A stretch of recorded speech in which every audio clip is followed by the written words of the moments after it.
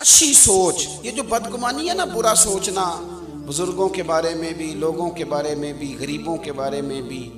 اگر کسی بندے کو 4 پیسے مل گئے تو یہ کہنا کہ یار پتہ نہیں اس نے کون سا بینک لوٹا ہے، اور اگر نہیں ملے تو کہنا یہ کاہل ہی بڑے ہیں، کام ہی نہیں کرتے. ہر جگہ بدگمانی. یا ایھا الذین آمنوا اجتنبوا کثیرا من الظن ان بعض الظن اثم. اے ایمان والو، بہت سارے گمانوں سے بچو، بعض گمان بھی گناہ ہیں، اچھا سوچیں.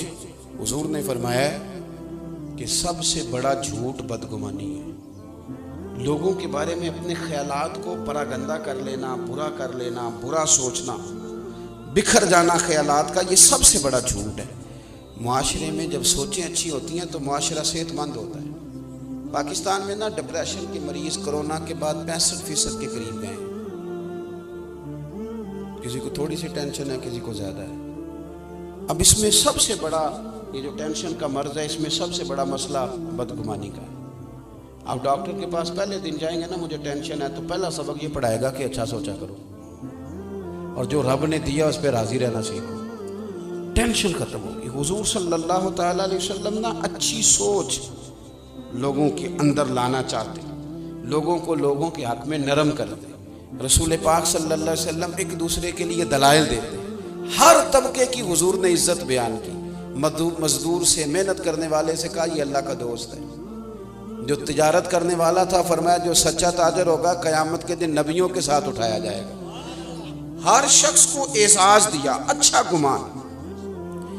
اگر بالفرض کسی وقت آپ کو ایسا لگتا ہے کہ فلاں آدمی یہ غلطی کر رہا ہے، تو ایک تو یہ کہ اگر وہ بزرگ ہے، کوئی عالم ہے، کوئی اللہ والا ہے، کوئی ہم سے بڑا ہے، ہمارا والد ہے، تو اس کی اس غلطی کو، اس کی تعویل کرنے کی کوشش کریں. اچھا، اگر کوئی اچھا پہلو نکلتا ہے تو اچھے. ایک عورت جا رہی ہے تیزی سے بے پردہ گلی میں، تو بزرگ فرماتے ہیں اسے بے حیا نہ کہو، ہو سکتا ہے بیچاری کا بچہ چھت سے گر گیا ہو، دوپٹہ ماں کو یاد ہی نہیں رہا، دوڑ گئی. حالانکہ یاد رہنا چاہیے تھا اس موقع پر، لیکن کچھ ایسا کریں کہ جس سے ہمارا ذہن ہر وقت نہ الجھا رہے. میں بس بات ختم کرنے لگا ہوں. سبق میں نے عرض کرنا تو میں کر چکا. اگر گمان ہمارے صحیح رہنے لگ جائے نا. میں ملک سے باہر تھا تو ایک صاحب مجھ سے کہنے لگے مولوی بڑے برے ہیں، پیروں کا کوئی حال نہیں، سیاستدان سارے پاکستان کے خراب ہیں، قوم ساری لالچی ہے. میں نے کہا آپ دور بیٹھے ہیں، آپ کو کیا بتاؤ. اگر مولوی پیر کچھ نہیں کر رہے تو مسجدوں کے اندر رمضان میں حافظ زیادہ ہوتے ہیں، مسجدیں تھوڑی ہوتی ہیں. تو ان کو کوئی پڑھا رہا ہے تو اتنے بندے پڑھ رہے ہیں نا، کوئی عالم بنا رہا ہے تو بن رہے ہیں نا. کوئی آپ نے کبھی دیکھا ہے کہ آج ہڑتال ہے مولویوں کی، جمعہ نہیں ہوگا؟ کیا بات کرتے ہیں آپ، دور بیٹھ کے بدگمانی. اور جہاں تک قوم کا تعلق ہے، جس بیٹی بیچاری نے خود سلائی مشین پہ بیٹھ کے اپنا جہیز بنایا تھا نا، جب زلزلہ آیا کشمیر پہ تو اس نے بھی کہا تھا ابا میں 3 کپڑوں میں چلی جاؤں گی، یہ زلزلے والوں کو دے دے سامان. یہ جوان جن کو لوگ بڑا برا کہتے ہیں، ایک بابا جی کو خون کی 1 بوتل کی ضرورت پڑ جائے تو 14 بچے گلیوں میں کھڑے ہوتے ہیں. ان کو برا کہتے ہیں. ہم اپنی سوچ کو ٹھیک نہیں کرتے. وہ کیا کہتے ہیں، اینک کا شیشہ نہیں صاف کرنا، سامنے والے کا منہ ہی صاف کرتے رہنا ہے. آپ تھوڑی سی توجہ دیں. امام عبداللہ جعفری رحمۃ اللہ نے لکھا ہے کہ سارا بغداد جتنا بھی تھا سب عزت کرتا تھا حضرت بشر عافی رحمۃ اللہ علیہ کی. سارا بغداد عزت کرتا، پیار کرتا. ننگے پاؤں چلتے تھے تو جانور بھی گوبر نہیں کرتے تھے گلیوں. اتنا اللہ تعالیٰ نے انہیں اعزاز دیا تھا، نوازا ہوا تھا. لیکن بغداد کا ایک تاجر تھا، وہ کہتا تھا مجھے نہیں اچھے لگتے ادھر بشر عافی. بھئی تمہیں کیوں نہیں اچھے لگتے، ذرا وجہ سننا. کہتے اس لیے نہیں اچھے لگتے کہ وہ جمعے والے دن نہ فرض پڑھ کے چلے جاتے، باقی مسجد میں نماز نہیں ادا کرتے. مسجد میں کون سی نماز پڑھنا ضروری ہے، وہ پڑھ بھی لیے.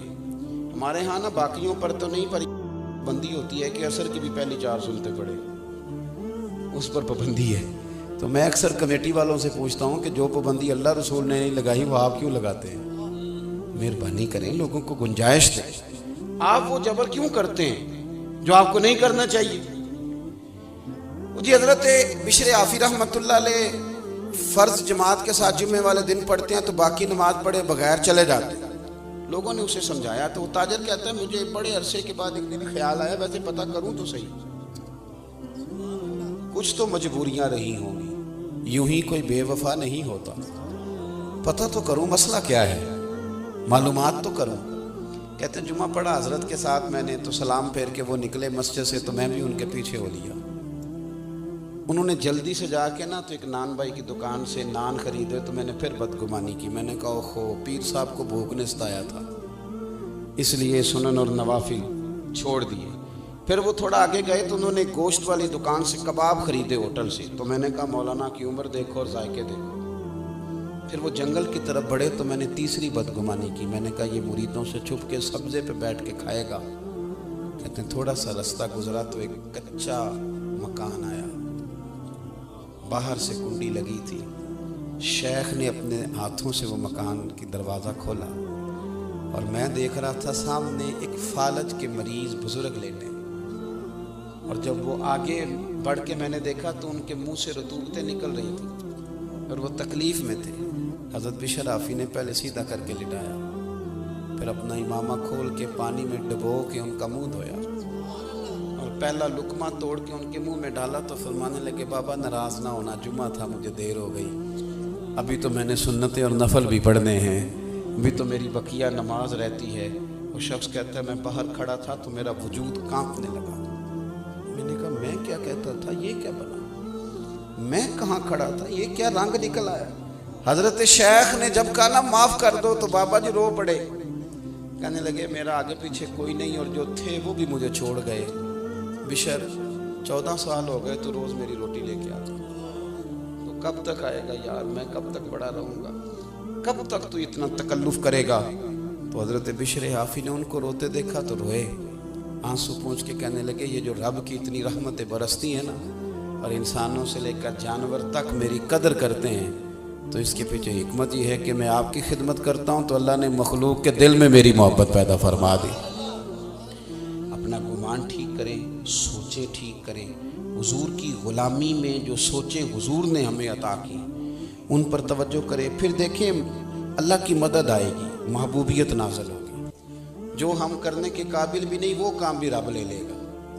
जो बिल्कुल सोचा भी नहीं होगा कि मैं ये कर सकता हूँ वो भी अल्लाह की तौफीक से हो जाएगा।